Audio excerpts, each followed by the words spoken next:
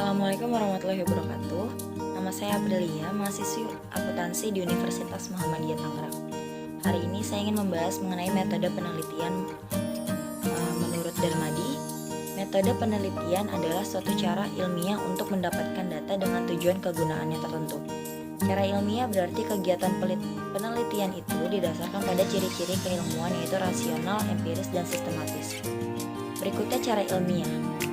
Kegiatan penelitian didasarkan pada ciri-ciri keilmuan yaitu rasional, empiris, dan sistematis. Rasional sendiri merupakan penelitian yang dilakukan dengan cara yang masuk akal sehingga dapat dijangkau oleh nalar manusia.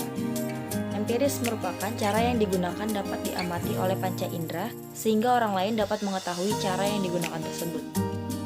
Yang terakhir, sistematis. Proses yang digunakan melalui langkah-langkah tertentu yang bersifat logis. Berikutnya ada tujuan penelitian. Tujuan penelitian didasarkan pada penemuan, pembuktian, dan pengembangan. Penemuan sendiri merupakan data yang diperoleh dari penelitian tersebut benar-benar baru yang sebelumnya belum pernah diakui. Pembuktian adalah data yang diperoleh digunakan untuk pembuktian adanya keraguan-raguan terhadap informasi atau pengetahuan tertentu. Pengembangan yang berarti memperdalam dan memperluas pengetahuan yang telah ada. Jadi, secara garis umum, tujuan penelitian untuk memperoleh pengetahuan atau penemuan baru sebagai pembuktian atau pengujian tentang kebenaran dari pengetahuan yang sudah ada, sebagai pengembangan pengetahuan suatu bidang keilmuan yang sudah ada. Berikutnya, ada klasifikasi penelitian. Yang pertama, penelitian berdasarkan pendekatan yang dipakai. Di poin pertama, penelitian kuantitatif dan penelitian kualitatif. Poin kedua, masing-masing pendekatan memiliki paradigma, asumsi, dan karakter sendiri-sendiri. Poin ketiga, kedua pendekatan penelitian dapat dilakukan dengan cara simultan dan saling mengisi sesuai dengan kebutuhan, sehingga dapat diwujudkan proses penelitian yang komprehensif. Yang kedua, ada penelitian ditinjau berdasarkan pemakaiannya. Poin pertama, penelitian murni, dilakukan dengan tujuan untuk mengembangkan teori yang langsung dipraktekkan dan tidak memperhatikan penelitian terapan. Poin kedua, penelitian terapan, dilakukan dengan tujuan menerapkan, menguji, dan mengevaluasi suatu teori yang diterapkan dalam upaya pemecahan masalah praktis. Ketiga, ada penelitian berdasarkan tujuan umumnya. Poin pertama, penelitian eksploratif, dilakukan dengan tujuan mengeksplorasi fenomena yang menjadi sasaran penelitian. Poin kedua, ada penelitian pengembangan, dilakukan untuk mengembangkan suatu konsep. Poin ketiga, penelitian verifikatif, yang dilakukan dengan tujuan membuktikan kebenaran suatu teori pada waktu dan tempat tertentu. Keempat, ada penelitian berdasarkan tarafnya.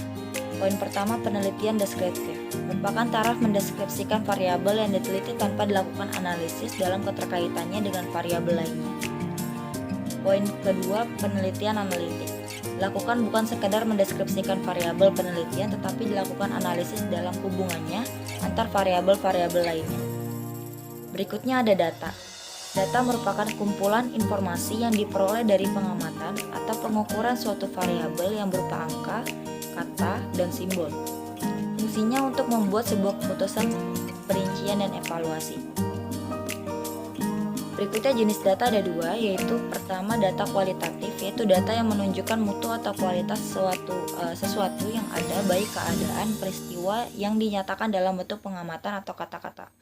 Contoh, wanita itu cantik, santun, dan pandai. Contoh data melalui kuesioner. Yang pertama, data kategori. Penelitian tentang data ada 3 golongan. Yang pertama, perlu pesangon 3 bulan bagi semua yang kena PHK. Kedua, perlu pesangon bagi yang sudah bekerja minimal 1 tahun. Yang ketiga, tidak perlu dibagi pesangon. Kedua, ada data berjenjang. Pertama, baik sekali. Kedua, baik. Tiga, sedang. 4, buruk. 5, buruk sekali.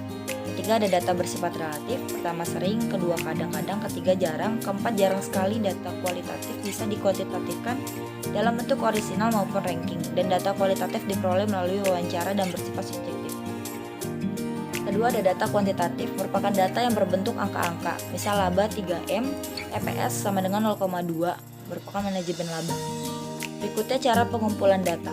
Pertama, data primer yang diperoleh dari sumber pertama atau pengumpulan data dilakukan langsung melalui wawancara atau hasil pengisian kuesioner atau angket.